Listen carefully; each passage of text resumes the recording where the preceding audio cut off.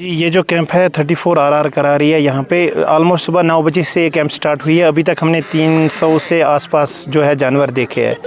तो जो 34 RR का यहाँ पे मेडिसन उनका ही है। हम सिर्फ जानवर देखते हैं, उसी के हिसाब से इनको ट्रीटमेंट करते हैं। जाहिर सी बात है, बालाई इलाका है, यहाँ पे बहुत ज़रूरत है। अगर और भी कैंप हो जाए वो बहुत बड़ी बात है।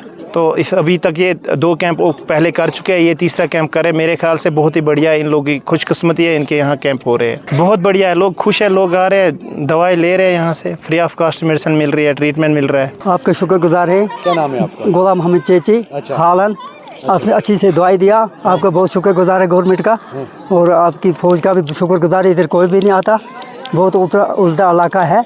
बहुत बहुत शुक्रिया है।